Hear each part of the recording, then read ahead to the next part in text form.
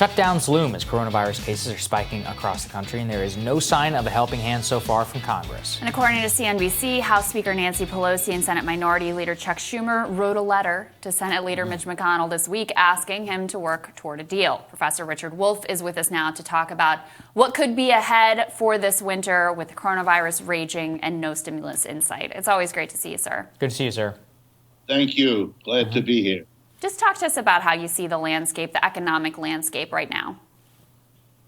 It's awful. I mean, there's no nice way for me to say this or for anyone to hear it. It is a disaster what we're going through. Let's remember, we are now living through a combination of two crises overlaid on one another. The coronavirus, which is out of control, clearly so. 83% of American counties are now experiencing surges, and we are living through the worst crash of our economic system, our capitalist system, since the 1930s. Either one of those would be a catastrophe. Having them both at the same time is a catastrophe squared. It's awful, and it would need a correspondingly massive response. And what we have instead is inadequately in the first place. That's why we're surging again, and that's why we're locking down again, and that's why we're making the economic system worse. And the only place to go to get something fixing this system is the government. And the government is controlled in large part by people who don't want the government to play a major role. And so we are literally at a kind of social dead end, which I think many Americans feel in their bones, even if they can't put it into words. I agree with you, sir. I mean, this is what I talked a lot about today. I guess the question is based upon what are the type of social conditions that this creates? Because I see a scenario now for several months before any sort of stimulus is actually going to be passed. That level of, I guess, just betrayal and really just sucking out so much from the system, what is that going to create for many years to come?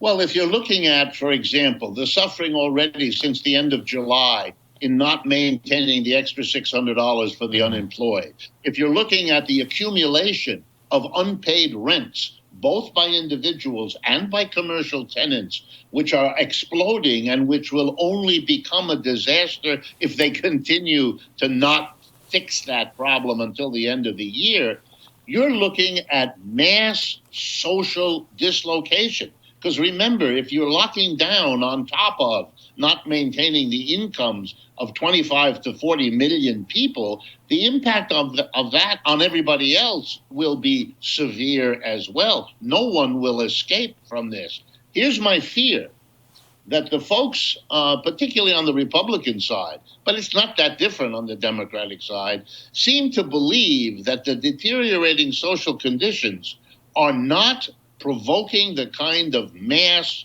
anger and bitterness that threatens them politically. I mean, Trump basically got into office playing on that suffering. So why should his supporters change their approach, like McConnell? And the Democrats seem willing to constantly be the less harsh rather than the vanguard of a real change in policy. What do you say to those who would say, oh, look, the jobless claims are coming down and the unemployment rate has dropped quite a bit and we keep adding new jobs, so this really isn't as bad as people thought it was going to be? For me, that has exactly the same power as the argument early on in March and April by President Trump that the virus would solve itself, it would go away, we're around the corner.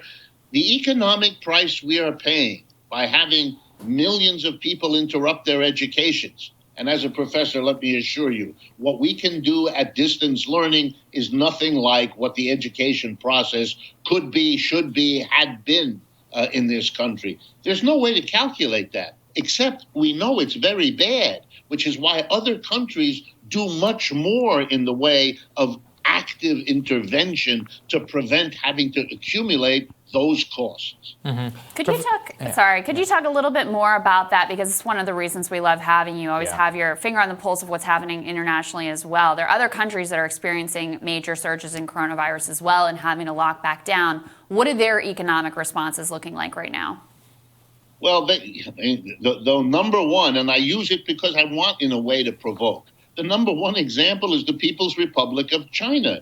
This is a society that is economically growing this year. No other major economy can say that. We're shrinking, the British are shrinking, the Europeans are shrinking, et cetera, et cetera. They took extreme measures to lock down the areas that were experiencing this virus, and that has paid off in the economic realm. Whereas we here in the United States have this bizarre notion of the trade-off, as if taking care of the economy is a choice rather than taking care of the virus. What is happening to us now is that the virus is teaching us that was a terrible mistake, because if you don't deal with the virus properly, it's going to come back and undercut your economy. As to how it's doing that, I mean, it's literally countless.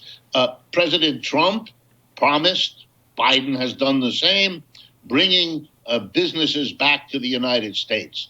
No business, American or otherwise, is going to want to come to a country that is demonstrating its incapacity to cope with its public health demands, its public health conditions. Why come here under these circumstances when you can't be sure of the policy, you can't be sure of the economic viability, you can't even be sure of basic attention to public health? This is a situation which is persuading countless investors to turn away from the United States, to make their commitments elsewhere. And you can see that already in agreements around the world. Yeah, thought-provoking stuff there. Thank you for joining us, Professor. We appreciate it. Great to see you, Professor. Thank you. Glad to be here. And we'll have more Rising for you after this.